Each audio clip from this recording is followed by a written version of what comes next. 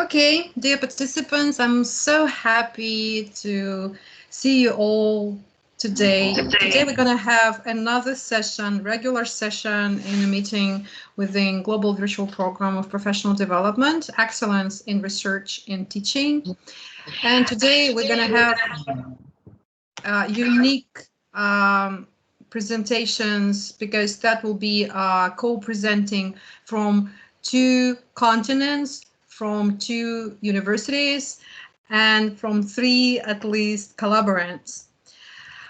Today we're going to have Professor Dipra, who is Scholarly Associate Professor in the Carrington College of Business and Assistant Director of the School of Hospitality Business Management at Washington State University.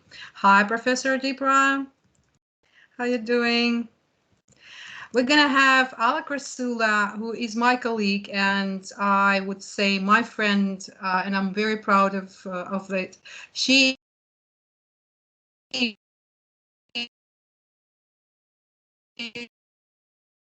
Associate Head of International Academic Collaboration Group. She's working at International Affairs Department at Washington State University. And me, your humble service, I will present my part, but we will start first with Alak Rasula presentation. So we're going to have at least two presentations today and questions and answer session. Thank you very much for joining us. And Professor Rasula, welcome to begin. Yeah, hello everyone. Thank you very much to Professor H.Shvindina and Professor Dipra for inviting me to join the first virtual class in 2019 and for giving me this opportunity to contribute today to the Professional Development Program, Excellence in Teaching and Research. I'm going to share my presentation. Could you just let me know if you can see my slides? Is everything working properly? Can you see my presentation? Yeah, works fine. Beautiful. Okay, that's great. So it is really wonderful to connect with you again, dear colleagues, as well as to get together with our new colleagues all over the world.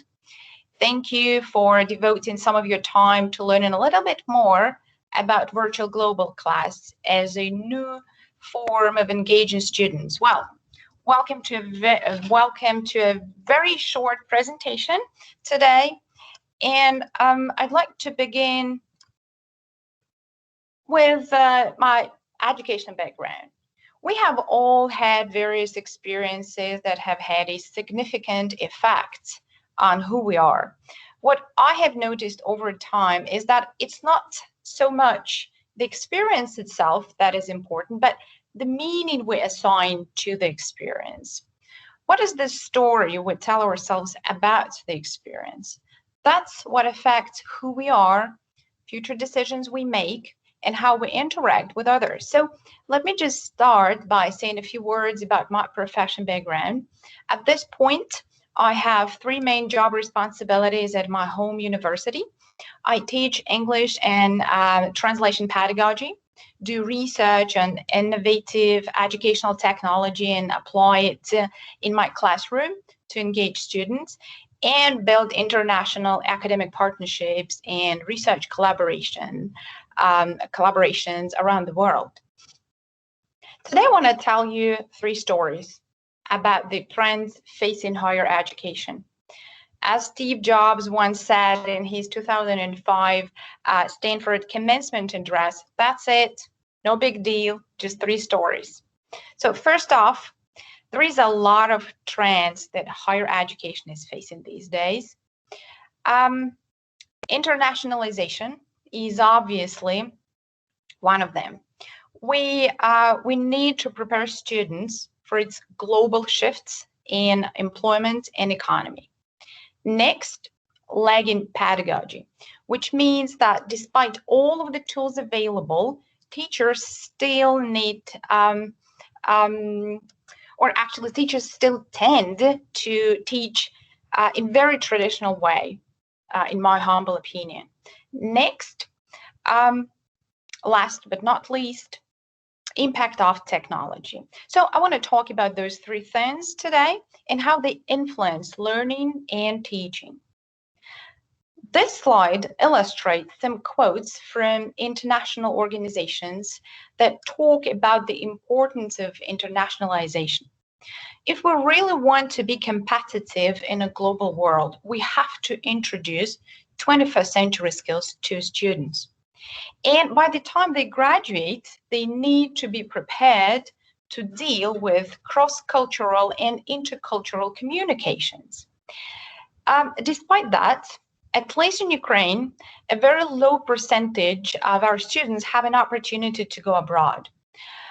There are all kinds of reasons why students don't go abroad, apart from the coronavirus COVID-19 pandemic. But we really have to prepare students to deal with cross-cultural communications in the rest of their life. So what are the tools we need to introduce an international perspective to our students? Besides, these tools should be cost-effective, so we need to have something that institutions will support and that doesn't cost a lot of money. I remember the times when teachers used to say, no gadgets in class. Sure thing, there are plenty of arguments against technology, and I'm absolutely aware of all of them. But from my perspective, the main argument for technology in the classroom is that students should be able to apply classroom concepts to daily life in a multicultural work environment. And a large part of daily life revolves around technology. Students today who are called digital natives are apt at using technology. Tools such as laptops, smartphones, tablets are already second nature to them. Taking technology out of the learning equation would be removing the integral part of the student's abilities.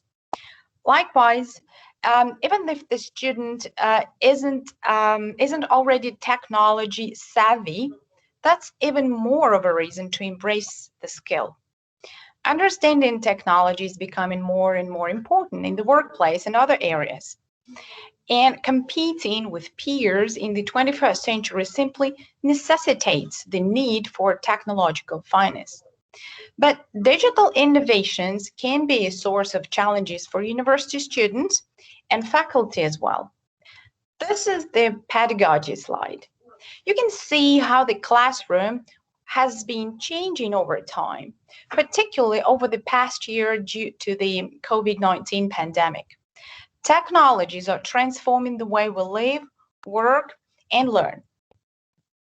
In my opinion, educators should be harnessing this power of technology to enrich learning and bring memorable experiences to the classroom.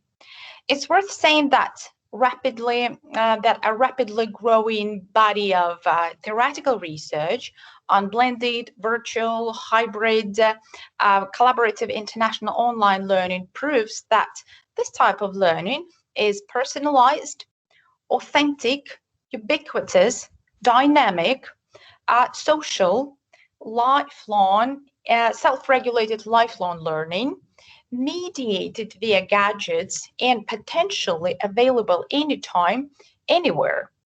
It is particularly crucial. Again in the times of the COVID-19 pandemic all over the world that is causing a big transition from face-to-face on-campus teaching to online classes. It's clear from the literature that pedagogical understanding was not developed at the same speed that laptops, iPads, or computers were being handed out to students. What seems to be the reality in university classroom, in the world, and particularly in Ukraine, is that even though technology is being used, it is not providing the expected improved learning outcomes at the same rate that these technologies are being incorporated into the everyday classroom experience. The problem is that there is a gap in our knowledge of what is actually happening with technology and learning for students. This leads directly to my next point. These are the 21st century competencies that we have talked about as being really important. The implication when using the phrase 21st century learners is that these learners are different to learners before the 21st century in the way that they learn thanks to technological advances. More resources highlight the importance of providing students with academic knowledge and skills needed in the future. They are common core state standards that outline 21st century standards and curriculum. In the framework for the 21st century learning created by P21, the premier US organization, ensuring that every learner experiences 21st century learning. It emphasizes 4 C's: critical thinking, communication, collaboration, and creativity. So, how are we supposed to bring in activities and awareness that support these competencies? How are we supposed to teach teamwork, creativity, digital competency, critical thinking, and global awareness? I think we need a pedagogical and technological tool to help us do that. Let's now move on to one of the tools that I use in my classroom to engage students in the online virtual environment these days. It's the Pedagogy wheel by Carrington that you can see on the slide. It is based on Bloom's taxonomy. Actually, it's not about the apps, it's about the pedagogy. I believe that technology can only be as good as the pedagogy behind it. The wheel is designed to help educators think systematically, coherently, and with a view to long-term, big picture outcomes about how they use technology in their teaching.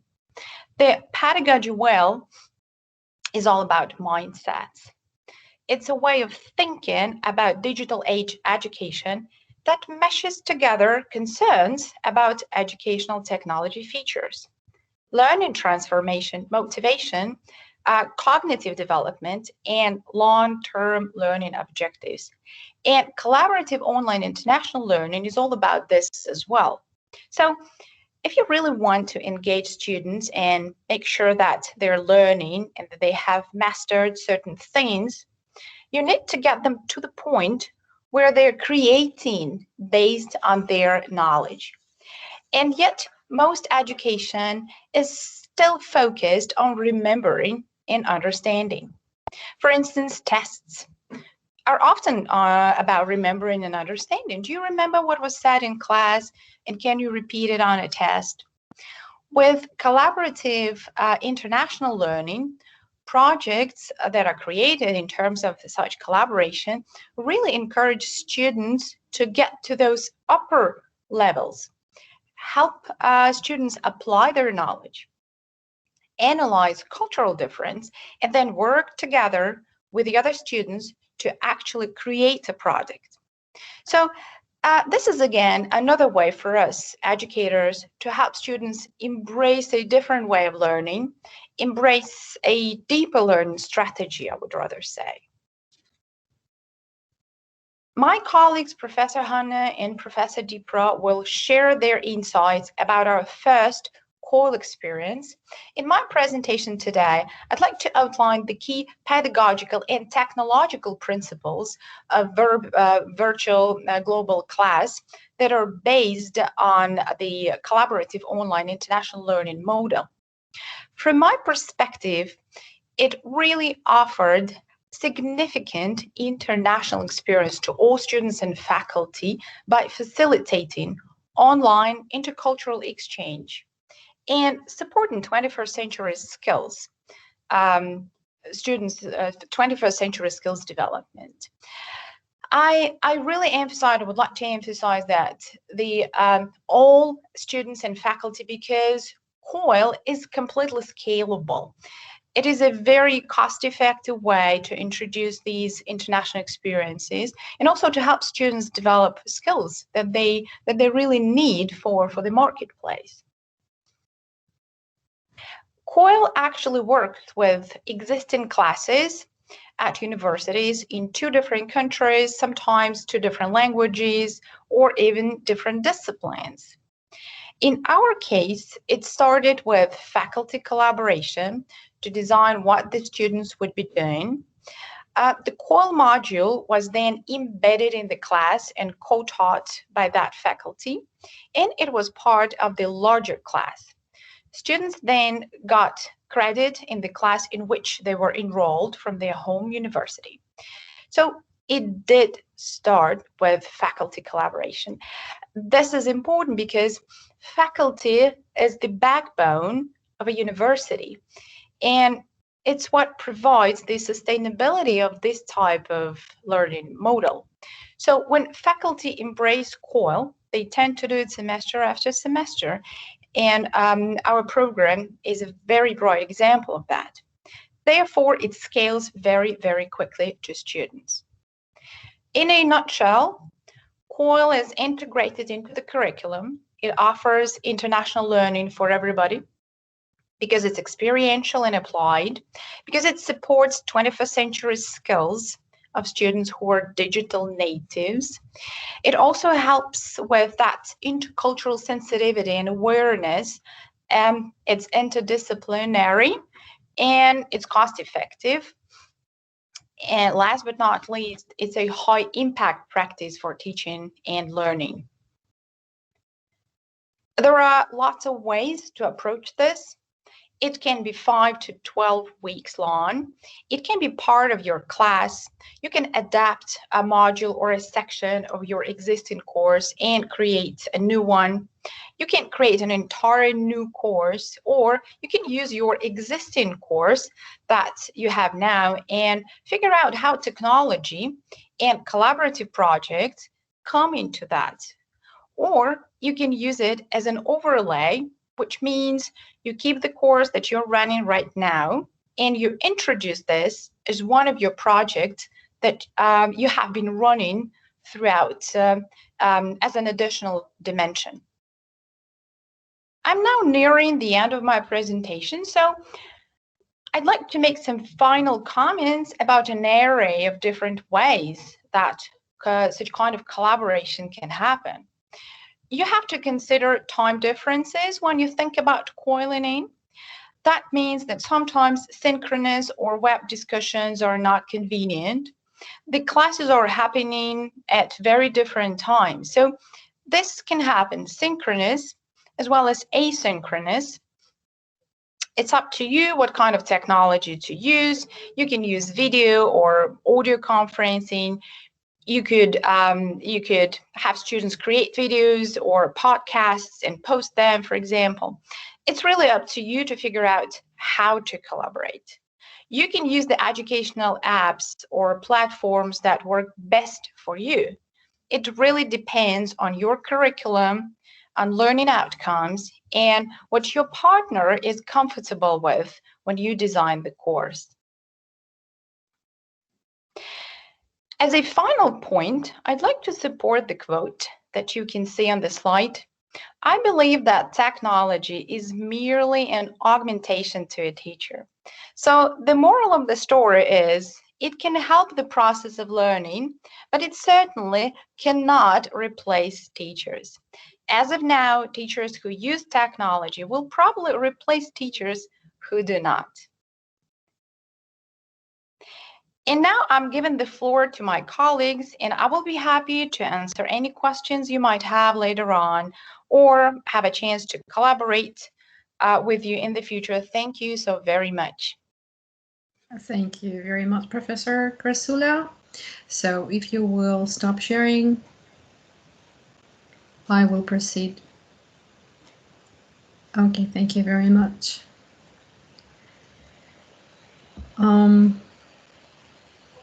And now Professor Dipra and I will proceed with our experience of collaboration using global network learning. I will start a little bit from historical background. So if you see that if you're using Google Trends tools, the online learning as the keywords became very popular recently. Of course, that happens due to pandemic COVID-19, but what actually is unique in the program that we started, that Professor Dipra offered the framework before pandemic times. So that was actually relevant. COIL, or global virtual learning, is relevant. Nevertheless, do you have a situation like that or not? But at the same time, COVID-19 became an accelerator for innovations somehow. So here, this is online learning. And when we are comparing some keywords like online learning and virtual classroom, you see that virtual classroom now is winning. Why? Because of the same situation I mentioned.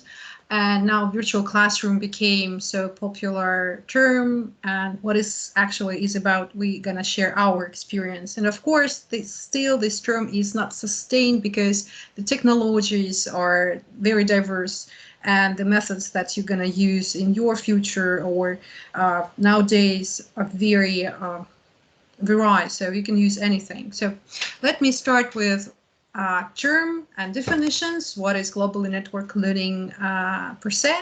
So this is transnational collaborative learning. Collaborative means that we have democratic ways of transactions between people in terms of we are exchanging knowledge, we're exchanging ideas, and we support each other equally. That's the term that also known as virtual exchange, of course, and that's what we're talking about. And why we have some kind of barriers to start some kind of collaboration, of course, because it's technology enabled. So if you're already got used to Zoom or Microsoft Teams as we do now, right, or you're using Google Meet, so yeah, there is no barriers anymore. We can start active engagement between the institutions. We can connect. We can use. You can try to see the syllabuses of each other. We can share this knowledge. We can embed some modules or whole courses like it happened for the first time. And then I'm going to show you that actually there are a lot of different the options how to do that. Most of all, the goals are learning. Not teaching, but learning experience. And of course, cross-cultural means that we are doing that in very diverse communities. Actually, we already have international students, yes, at Sumy State University, Ukraine, Malaysia, it can be China, it can be UK, but at the same time, our experience is too narrow to our own background, our own story. And this cross-cultural means cross-continental, cross-nations, cross all the barriers that we have like mankind. That is peer-to-peer engagement, and I would say faculty-to-faculty engagement too, because without our support, that will be very hard to communicate. And that is about global competences that students will gain. The impact is obviously can be observed at students' life, faculty's life, institutions' life, business and industry. Why are we talking about business and industry? Why? Because your CV of your students will be enriched by, yes, of course, certificates. It is important. It is just an element, a detail that is proves that that student, that person had a boldness, was brave enough to join the project in English and communicate with the students in the United States or UK or New Delhi, and that is showing how much effort you would like to contribute in your own learning strategy. And learning strategy, that is the most crucial thing right now. We know that the professions that exist now will be vanished in 5 years. So employer is looking for the candidate who is able to learn through all of the life. So yeah, that will be obviously the outcome will be obvious for all of these stakeholders that you see. And of course, how it started. I would recommend all of you guys just read your emails very carefully. because for me personally, it started from the email from Professor Dipra, that was initiated email, who offered me to join the COIL program. I knew nothing about this project before I got the email, but I read it intensively, and I read about this program. I told myself that some kind of very fantastic idea, unachievable dream, right? So to have several cohorts in one class synchronized, but actually it was really interesting, and I asked for details, and Professor Dipra was so kind, and the response was very rapid, and we just started. Yes, because you just need to know what is the story behind the project, who is the person who is offering you some kind of initiative, and just read emails, answer them, try to reach some other interesting ideas. And only after COIL, I realized how many platforms, how many projects exist in the world. Some of them are absolutely unreachable in terms of money, but that was 2018. That was beautifully done because of Student Initiative that was launched at University of Nebraska-Lincoln, where Professor Dipra was, as a faculty member, worked there. And because of that project, because of his initiative and his endless enthusiasm, we started that. And you see that the project became very global. We got several cohorts of students, several speakers from all around the world. And in one class, we had 1, 2, 3, 4, 5, 6 countries in one classroom. That was an amazing experience before COVID. And if you see, of course, this is not covering all the questions about cross-cultural learning, but at the same time, it enables students to start search. And that is our goal, actually, to push a little bit, to motivate, to encourage, and they will go by themselves. This is the microphone that we were using in our classroom, which is very comfortable and useful actually for catching microphone for the students, and that made our interactions even more playful, joyful. And thank you very much, Professor Dipra, for your kind support of the project. And what I would share with you, that this experience is hypnotizing. You can't stop right now, think globally. You can't now, if you're out of the box, if you're out of one class, you can't just stay in your past. And that's why for the spring, we launched another project, not the whole course, but just one module that actually Professor Chrysula was talking about. You can embed and unite 2 syllabuses, for instance, for 3 credits, or 4 credits, depends on the amount of credits of your syllabuses. But actually, you can choose just one module, 5 classes, 1 module, maybe 1 credit, and that will be beautifully done if it covers or fulfill the knowledge gap of your students. That happened to us too, and Professor Dipra kindly supported this project too. That was done with Whitehall Business School. We got 5 instructors from Nebraska-Lincoln, Whitehall Business School, Melbourne IT University, Melbourne and Summa State University. So that was done for 38 students from different countries. They all got certificates. They were very happy to have them. And virtual class has titled as Strategic Management and Leadership. And as you see, the outcomes, satisfaction evaluation that you should do always, if you have some kind of lecture or learning project, you always should have a feedback in the end, just because you need to know if your service was good enough, what you should improve next time. So if you see, we have evaluation of the lectures, we have evaluation of the outcomes, all of these things that will help you to understand in what kind of way you should improve your next global learning project. And among the outcomes that our students and attendees mentioned, there were, of course, CV improvements through the certificates. there was networking, because now you have a lot of contacts, and actually I encourage you guys to share the contacts with each other. Why we are in one cohort now, even if we are from different countries, from India, from Turkey, from the United States, we can reach out now. We know each other, at least in kind of small details, but we can work together. We have more satisfaction during the learning process. Why? Because it's fun.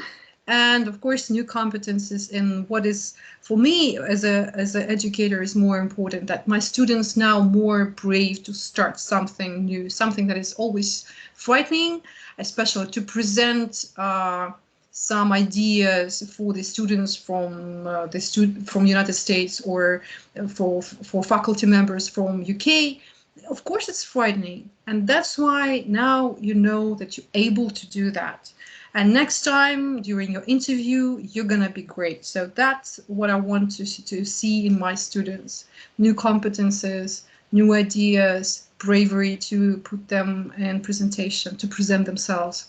And of course, memorandum. This is our outcomes. This is what we do, educators. We always need to how to say, emphasize our collaboration.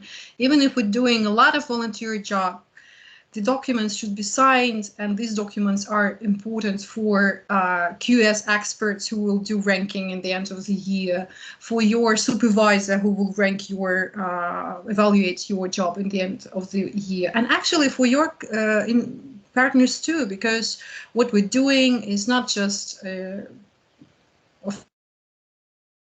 of course, we're doing global sharing, but memorandum does matter. So please do try to sign some kind of document.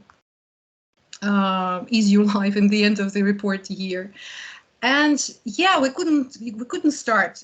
We again started in fall. I'm so sorry. New virtual model, and already ended. International business strategy. Thankfully to our partners, and we had 5 instructors again, and 57 students now from different countries, including Mauritius. And the outcomes, as you see, a little bit different. Why? Because they always came, the outcomes came from surveys. We are having here knowledge sharing by experts. That is very interesting element, because even if you have a experience of managing people, you, for instance, CEO, or you have some kind of experience and you can share it with your students will trust more if the expert from outside company will enter the class and will say the same things even, but that will be more trustworthy in terms of status, in terms of representatives, because something, it's like family members. If you love your educator, your teacher, you you have a bond, connection, but at the same time, you need extra motivation to learn more. So that is what we're doing. We are inviting experts, they're sharing their knowledge, and that is boosting students' motivation to learn more and ability to learn. Of course, peer-to-peer engagement is a crucial thing, and interactive sessions are most important here. We're talking about the co-creation, the knowledge. We can have like Google Docs, we can have some extra online platform during these synchronized sessions. And again, global competences and higher student engagement. Even, that students' engagement, this is one of the most interesting focus of educators' attention. And if you will have some interesting modules, interesting speakers, experts, you're going to have that without additional effort. And here I would like to ask Professor Krasula join me again and to comment on the results of our survey. Thank you, my dear colleague, for giving the floor to me. Just a few comments to share with you, dear colleagues. As you can see on the slide, these are the results of the survey that we conducted upon completion of the COIL project. And I'd like to focus your attention on these research findings that helped us, the researchers and teachers, educators, construct a holistic picture of what was observed. And the results are both qualitative and quantitative. And I think that shortly we're going to get these results published. This survey actually revealed that even though students reported on several technological constraints as well as psychological barriers, as Professor Hanna has already mentioned, some of the students were pretty shy, for example, but now they are more confident to present their ideas to the people all over the world, even not taking into account any kinds of linguistic or psychological barriers. So their perceptions, their overall perceptions were really very, very positive. And if I can ask you just to show the second slide, because there is yeah, exactly.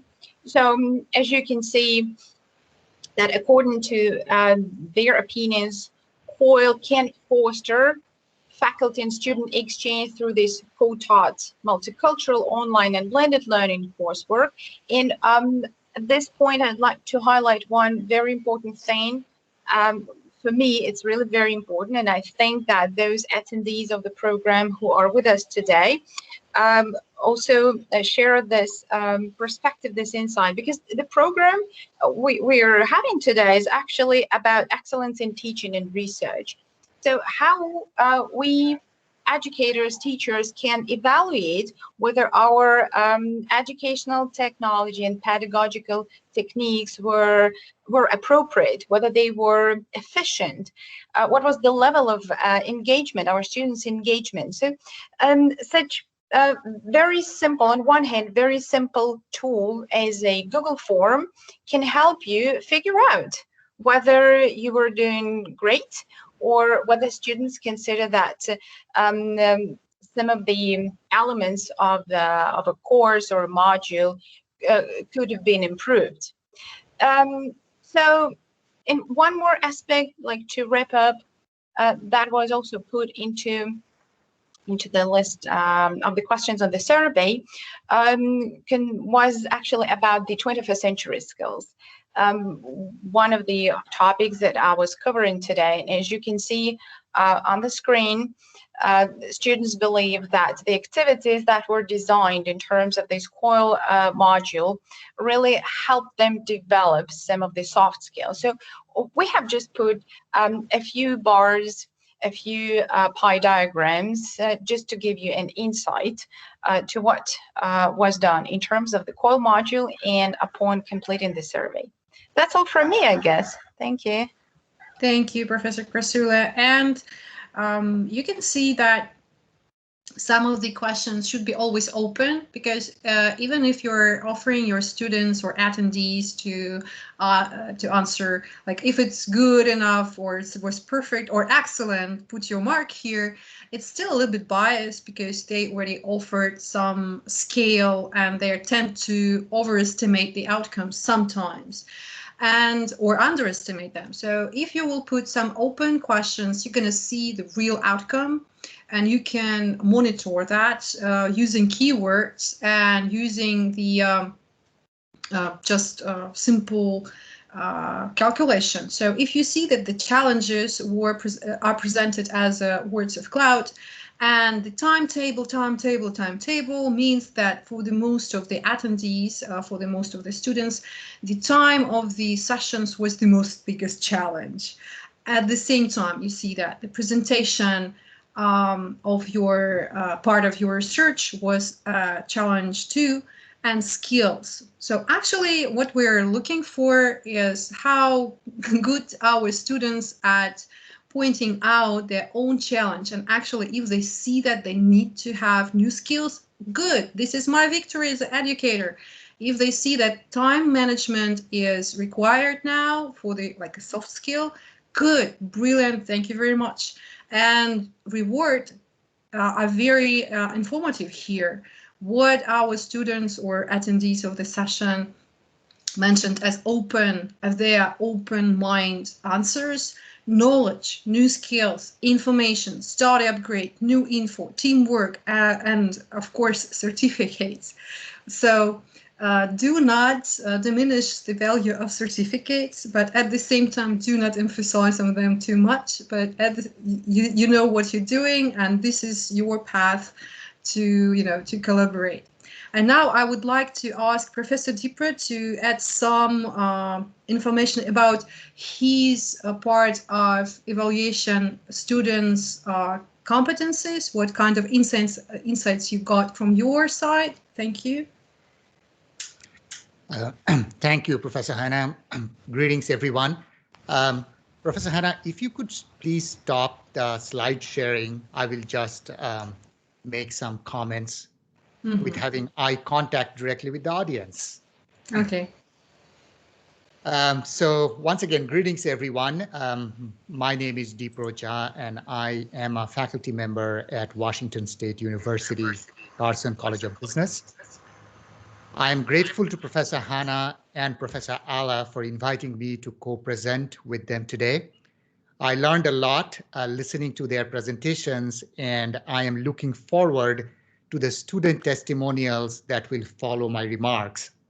We do the global virtual class to benefit our students, and as an instructor, I feel motivated when I get to hear directly from students how this type of learning is benefiting them. And as Professor Alla already talked in the 2 slides before about the data that they collected, it demonstrates clearly the benefits of doing this type of learning.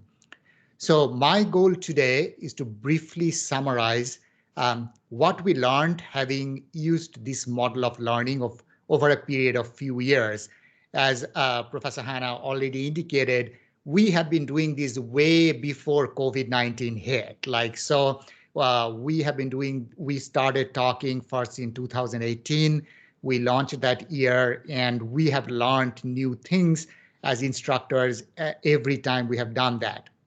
So what I want to do is I want to call them just best practices. And in the interest of time, I want to focus just on 4 of those best practices. So the first one, finding the right partner and building a partnership that is based on mutual trust and respect. I cannot emphasize this enough. These projects are collaborative ventures, and they will simply not work if the partnership, both at the faculty level and at the institutional level, do not have a high degree of trust and respect and feel comfortable with each other. I feel extremely fortunate to collaborate with Sumi State University as an institution and with Professor Hannah as my primary contact. And because of the solid partnership we built over the years, we are now able to expand the project and bring in other faculty from both Washington State University and SUMDU. And Professor Alla has partnered with us before. We now have Professor Tatiana, who is also with us in another class. So it is incredible. And once again, going back to trust and respect, what does that mean? For example, last week, I was gone. I was attending a virtual workshop at Harvard Business School for 3 days. And I reached out to Professor Hannah and said, hey, could you take over my class and teach that class? And she said, okay. So because we have this mutual trust and respect between us, I have no problem handing over my class to her. And I know that, she's going to do a great job. Of course, I provided her all of the support that she needed and all of that kind of stuff. So I cannot emphasize enough the concept of really working out of a solid partnership. Second is planning. Planning ahead and planning well is extremely important. For example, I plan out 6 to 7 months in advance. You just saw in one of Professor Hannah's slides that she was talking about time of the meeting. The synchronous meetings is a challenge for students, say in Ukraine, because right now we are meeting 8:30 in the evening Ukraine time, and it goes on almost till 10 p.m.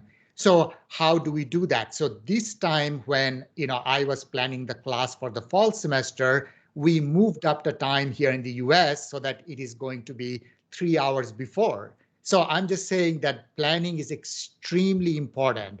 Um, I mean, we have locked in class times for October. We have exchanged syllabus. We are already thinking what types of activities will be most engaging for our students. And this helps everyone involved in the project so that we do not have to do last minute scramble. Um, Trust me, folks, this is not a project which you can just wake up the day off and do it. It requires at least 6 to 7 months worth of very careful planning. Otherwise, what you are going to be looking at is disaster via Zoom or disaster via Microsoft Teams. That's what's going to happen. So it is a lot of fun, but it also requires a lot of preparation, planning, partnership, and all of that. Let's move to number 3. And now, I'm so glad that Professor Alla already covered the pedagogical aspect of some of this stuff. So the number 3 best practice that I really want to talk about now that we are all in this pandemic and doing this remote learning through video conferencing or asynchronous learning management system is what I call the quality of the learning experience. And there are 2 things involved. One is the digital infrastructure and the other one is course design. I often hear students talk about how in Zoom classes or Teams classes, they can't see the instructor properly or can't hear them properly. Yes, resource is an issue. Universities have historically invested a lot of money in buildings and physical infrastructure, and now it is time to invest in 21st century digital or learning infrastructure.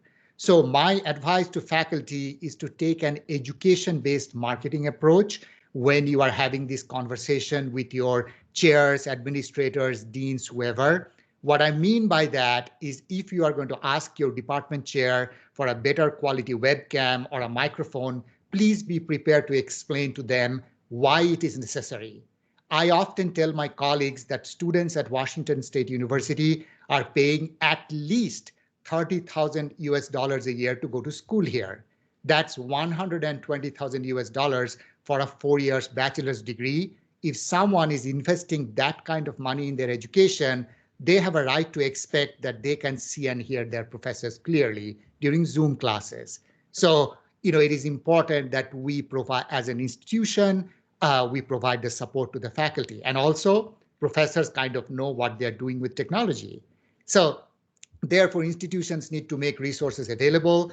And we are, like, for example, here at Washington State University, our provost's office has a grant that faculty can use to buy equipment to teach from home. Once again, I realize that is not the case in most institutions around the world, but are you making the best use of what you have? For example, in Zoom, if you activate the low light setting with a virtual background, it will automatically adjust the picture for better quality. Same thing in Teams.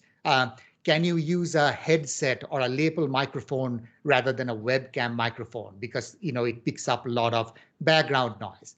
And very briefly on course design, are you building in a variety of activities? Are you making sure you are not doing what we call death by PowerPoint or a talking head lecturing for 1 hour, putting everybody to sleep? I mean, there are days when I have to attend 6 Zoom meetings, one after the other. And after the third one, I just want to go take a nap because, my head hurts.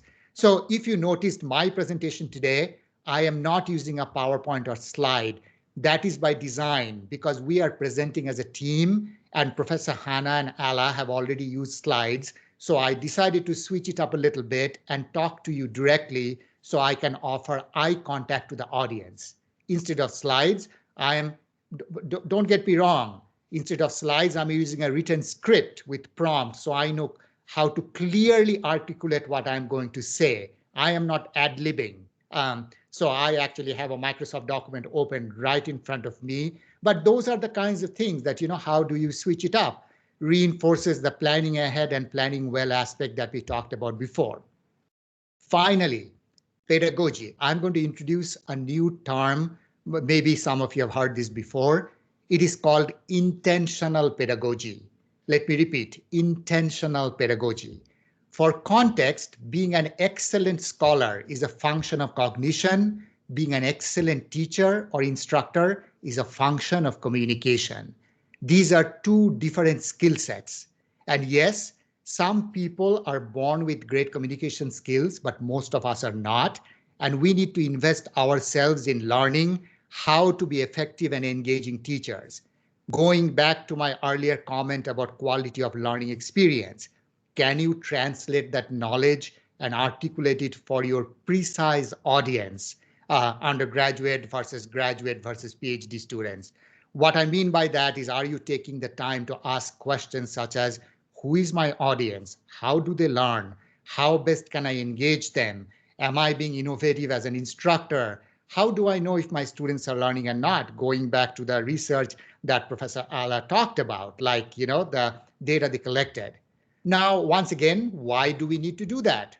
One thing the pandemic has clearly demonstrated how awfully underprepared colleges and universities were when they had to switch to remote teaching and learning. Yes, many of us can't wait to get back to that in-person physical classroom. But as I mentioned last week, I spent 3 days virtually at Harvard Business School for a teaching workshop. And one thing is clear, the time for nostalgia is over.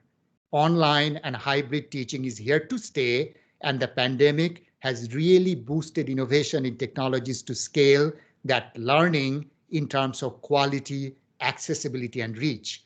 What that means is, in the future, we will need far less number of professors or teachers, but the ones who are really good at multi-format teaching, especially technology-enabled teaching, will be in very high demand. Going back to the comment that Professor Ala made, that teachers and instructors who are familiar to teach with technology stand a much better chance. And this is no different than other sectors which have undergone these type of paradigm shifts. Think about before electricity came in, you had lamplighters going around cities every evening to light those gas lamps in the streets, and then going back out in the morning to turn those off. With the advent of electricity, you can illuminate a city with the flick of a switch, which means an entire class or carriers have vanished. So same with automobile industry, how our cars are now made by robots and all of that stuff. Same thing for higher education, ladies and gentlemen, because the model has kind of stayed the same in the last 700 years, which is a sage on a stage with all the wisdom and bodies in seats in a physical classroom. But trust me, things are evolving rapidly. And if you do not stay ahead of the curve will leave you behind as an instructor. So with technology-enabled intentional pedagogy, you can really deliver high-quality learning at scale, meaning a student anywhere in the world can take a class at SUNY State University or Washington State University or at any of its institutions. Of course, the institutions need to provide the support and infrastructure. We can talk more about this during the Q&A. And if anyone has any additional questions, I'm happy to answer them during Q&A. But I just wanted to highlight these 4 best practices. Professor Hannah, I turn it over to you to continue the next segment. Thank you very much, Professor Dipra. I'm so insightful again. You're just making me so happy. Okay. And now we have, I believe, interesting insights from side of the students who joined the class collaborative virtual global class last year. I believe, Mohammed, are you with us? Mohammed? Yes, Professor Hannah, I'm here. Yeah, could you switch your camera on? Could you? Yes, so already done. No, I don't see you. Let me check it again. Okay. Now? Mohammed Ali Abida. This is one of my students who joined virtual global learning. Oh, hi, we see you. How are you doing? Hello. And Greetings to everyone. My question to you, what was the first experience with Professor Dipra and me virtual class? How you can explain your insights from that, and what was the most remarkable things that happened during the lecturing? Thank you. Okay, so hello everyone, greetings. My name is Mohamed Ali. I'm from Tunisia. I'm Sumi State University student in management department. We had the virtual class with Professor Dipra and Professor Hana in 2020 and 2021. The first virtual class was really unforgettable because we were a little bit confused at first because it's the first time for me, for example, and for a lot of colleagues of mine using such virtual classes, and I don't know, such atmosphere. It was very strange for me, but we were a little bit confused but curious at the same time. We was waiting to see how things will go because personally I didn't believe that such virtual classes can be so beneficial and so informative for me. And at the same time, we were so excited and such a new experience. We thought that it will be very beneficial for all of us, and especially because our colleagues will be Americans and from different nationalities. For me, I have always been curious about how other nationalities think, and especially Americans, because no one can deny that they are one of the leaders in educational spheres. It was like, wow, I was so happy to have this class and to be a part of it. I also want to share my knowledge and to see the knowledge of those people, and it was really good. That's it. So this is for the first question, the first impression. The first impression, but what were the most remarkable things that you had now from the course?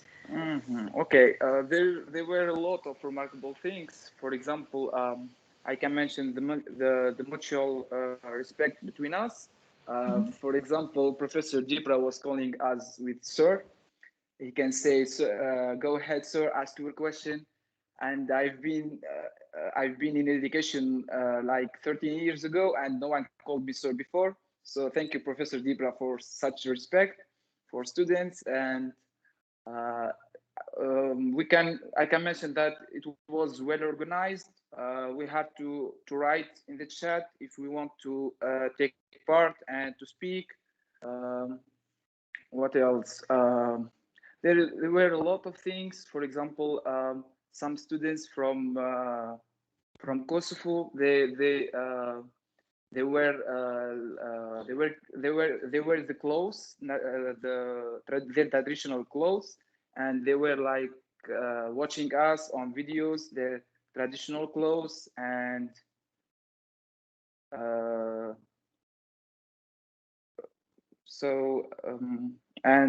for example, I can say that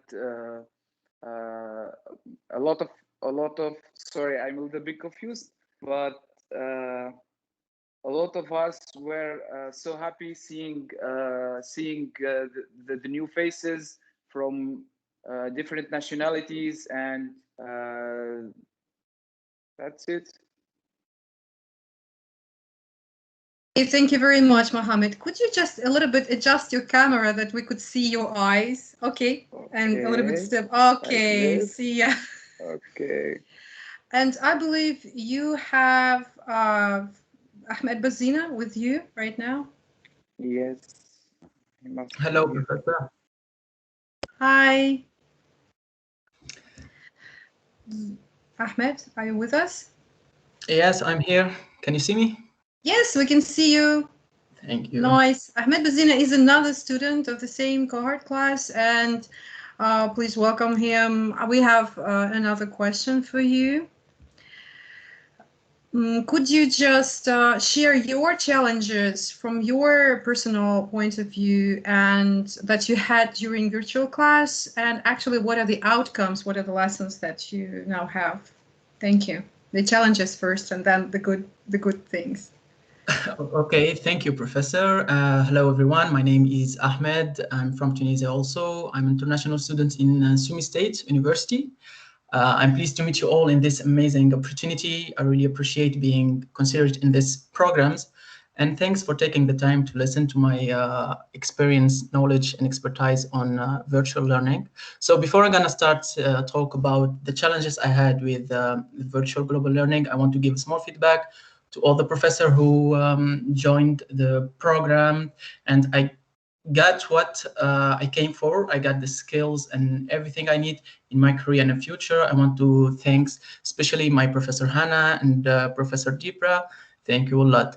Then I will talk about the challenges I had during the virtual global learning. First of all, I'm going to talk about managing your scheduled time. So me as an international student, it's a little bit difficult. So I have to manage my time. Sometimes I came late. Sometimes I feel tired after studying the whole day. It's difficult, but it's still a good experience and interesting things in my career. Also, another challenge is communication, which is important that student can effectively communicate questions and concerns via chat or asking directly the question that we found in the program with Professor Dipra and Professor Hannah and others. So we can ask directly the question or put it on chat and things going like that. Professor Hannah know how we communicate in classes, like we are surrounded with students, we communicate a lot, we share our opinions and something like that. It was something interesting and important for me and something new. I didn't do that before. And for me, the most important thing is the self-motivation. I get myself motivated. Like every virtual class, I have the convenience to learn and attend courses online. But sometimes also make it easier to push your schoolwork aside and do other things. So with the virtual learning, it's important that you keep a study schedule and stick to it. So with virtual learning, it's important that you keep a study schedule and stick to it. You need to have the right self-motivation to obtain what you came for exactly, in the same way you will do in traditional classes.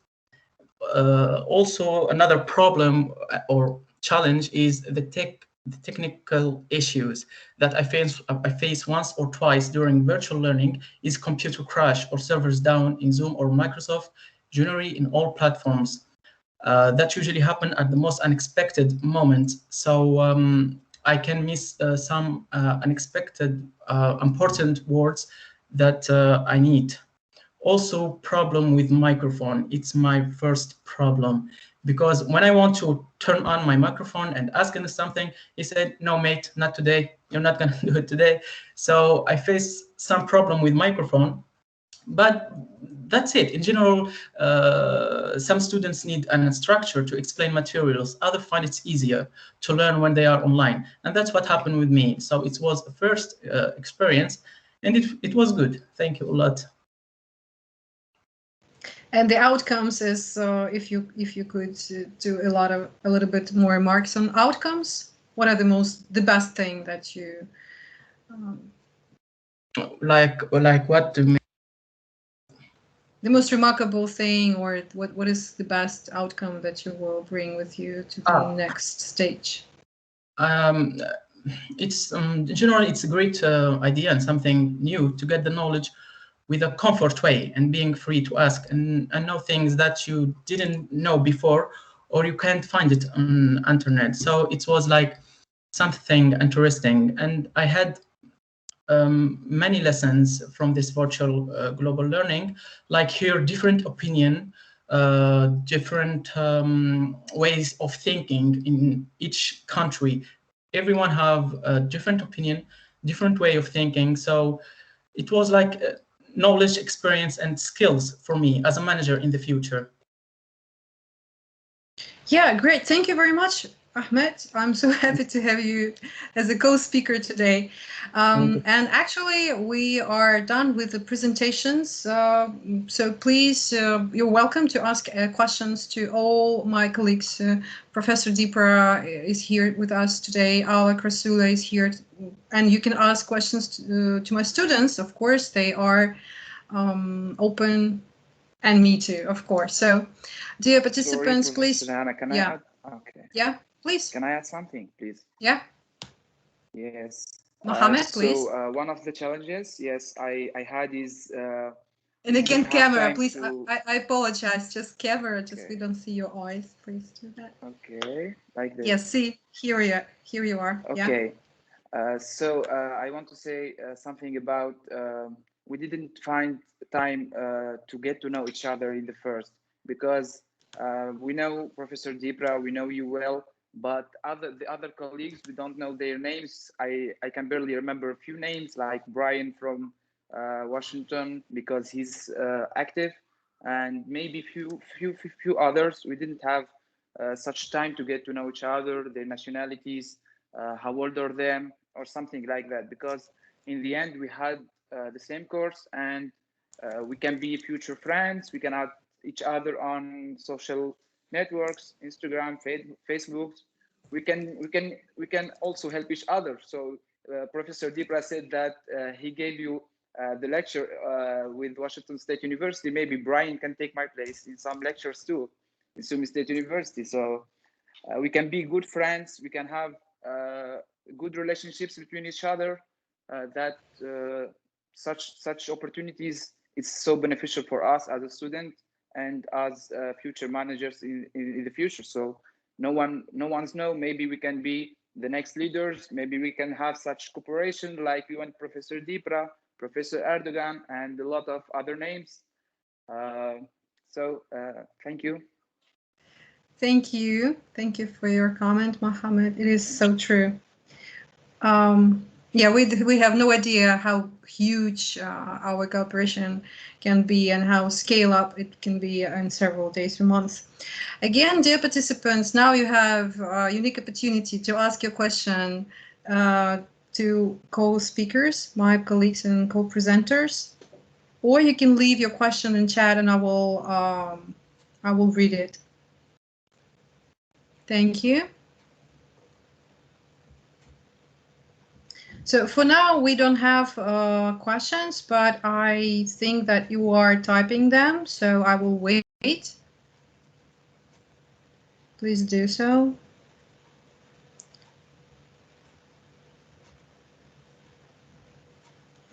Professor Dipra already put in the chat welcoming note. You can connect him on LinkedIn or other social media.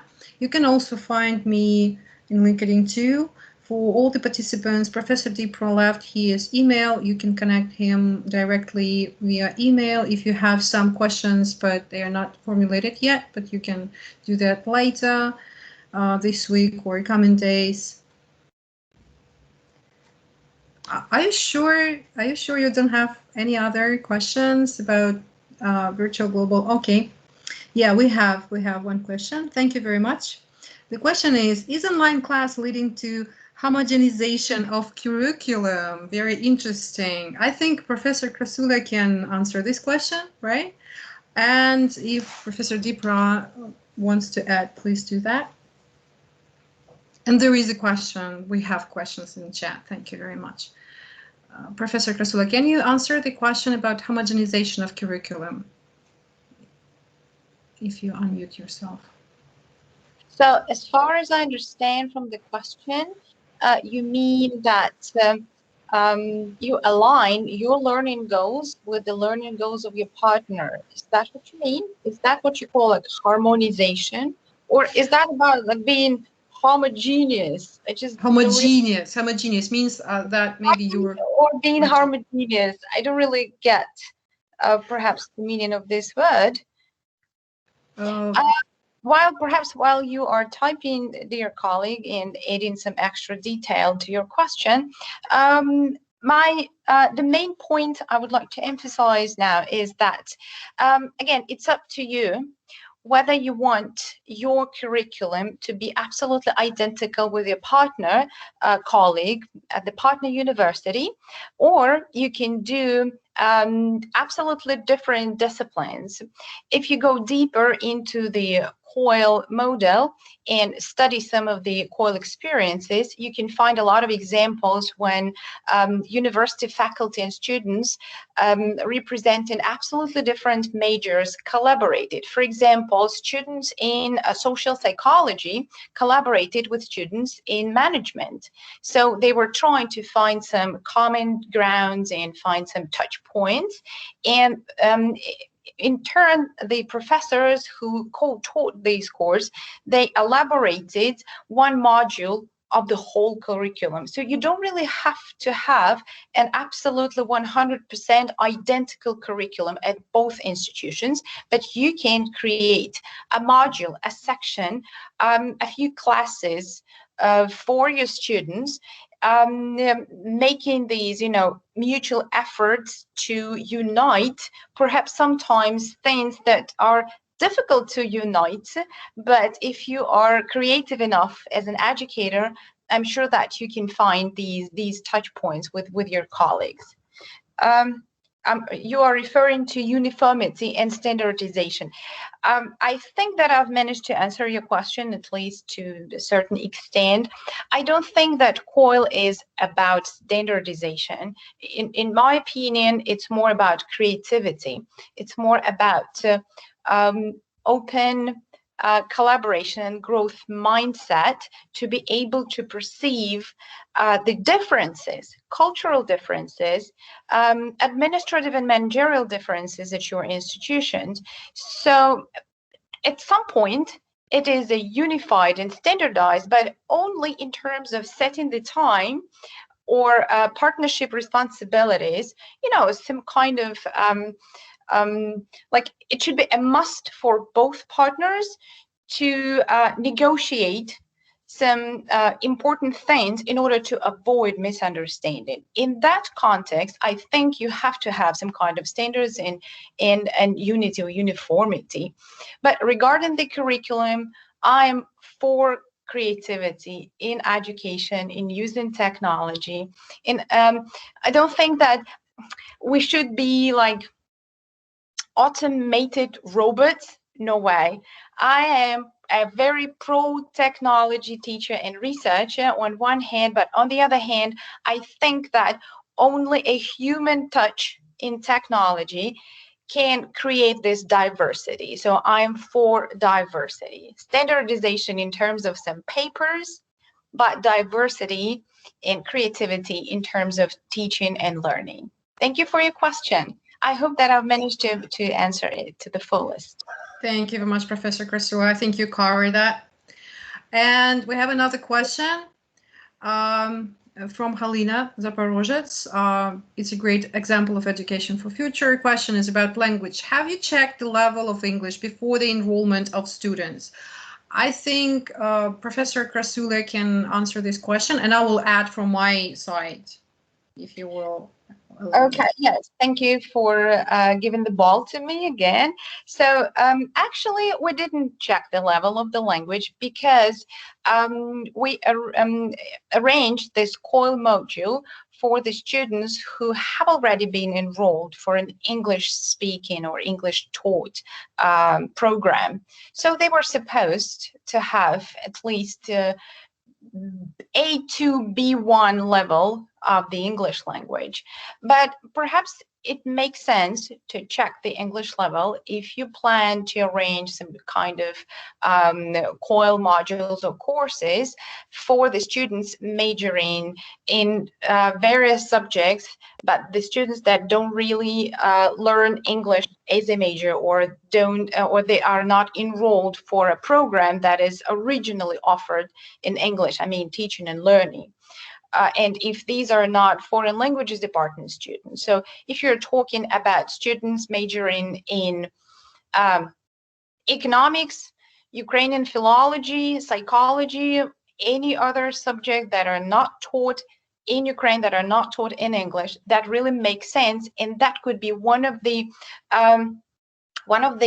measures to actually to substantiate whether the activities that you offered to the students during the module, COIL module, for example, whether they fostered their linguistic skills, not only soft skills, but hard skills and linguistic skills at that. And then you can compare. For example, you make this placement test at the beginning of the COIL module or COIL course, and then you, upon completion the course, you can have a post-course test. That really makes sense, and that's a very good tool to measure whether the skills have been improved in terms of such kind of an activity. Thank you very much, Professor Krasula. And I would add that we were really fortunate and lucky to have students in management studies that were enrolled in training that we supposed to do in English from the very beginning. And we were encouraging them to study in English. And I do not understand Ukrainian, for instance, in class. But at the same time, I truly believe in doing by learning approach. If you try to challenge the student's life, you're going to see the outcome. If it's not you are forcing them to do some kind of home task, but if you'd like to present Ukraine for American students or from students from India, that is a challenge, and that they will going to do, and they will learn. And we spent 4 hours for rehearsal, 4 hours for rehearsal. They stayed in class. We spent this time, we shared pizza, we were having such a great time together, and that was a hard job at the same time. So I think you should encourage people, students to come, and then they will improve their skills, of course. And I agree with Professor Krasula, you just kind of minimum level should be there.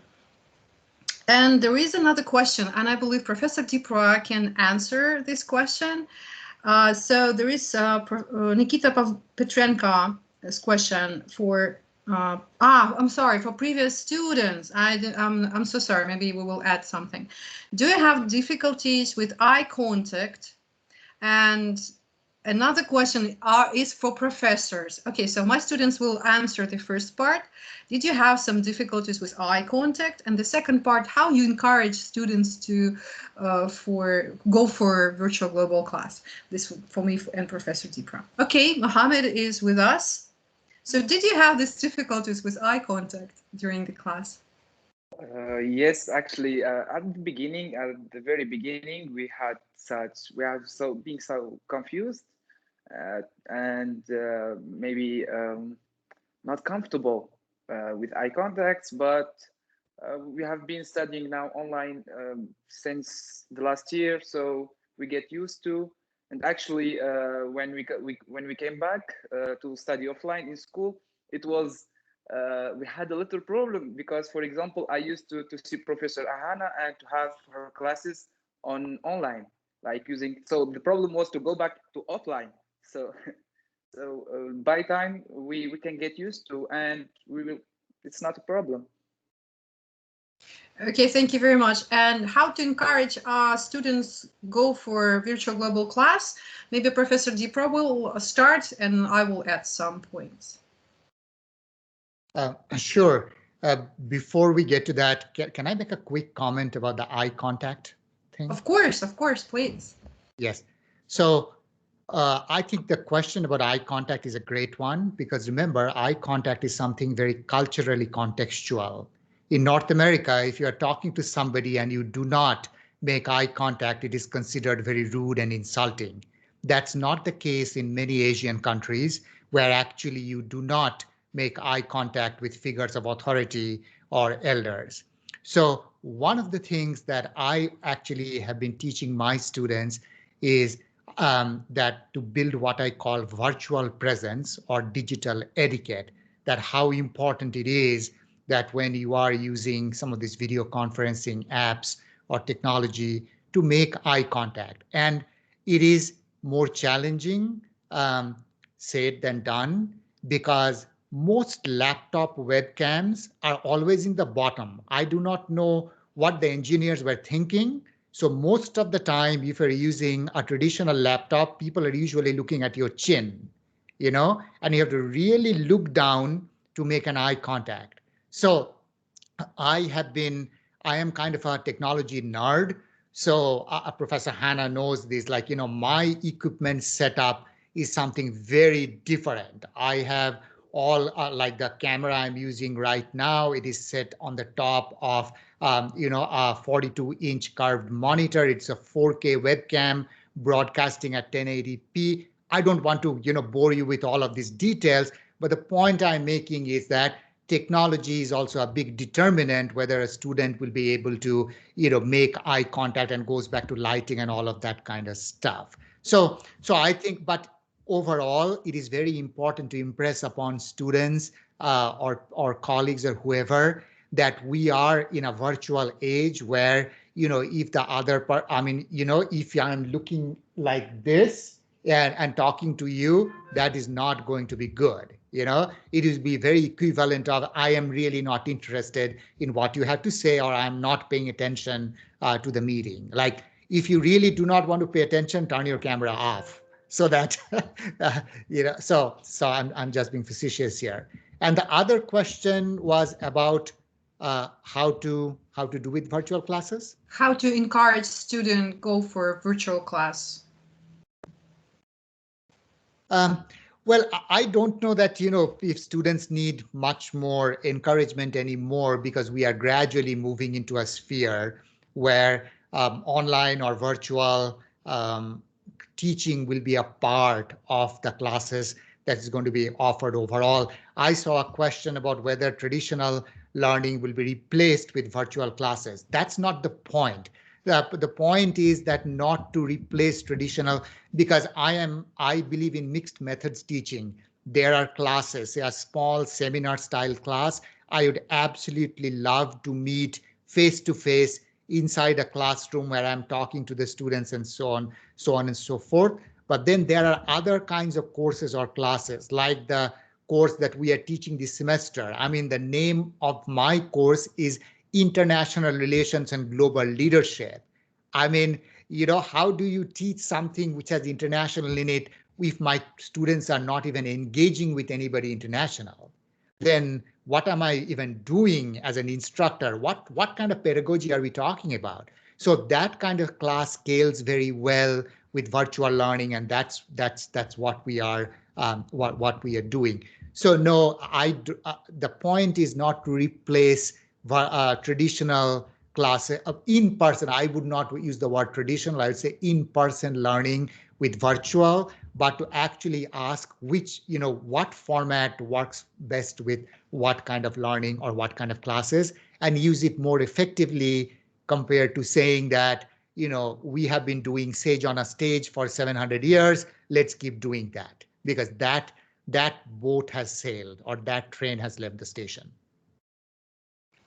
Okay, thank you very much. There is another question for Professor Krasula, and we will wrap up this session with the last question to all of us, and Professor Dipra already answered that and covered that. So Professor Krasula, I think that question is for you. What apps from Pedagogy wheel do you use during your virtual classes?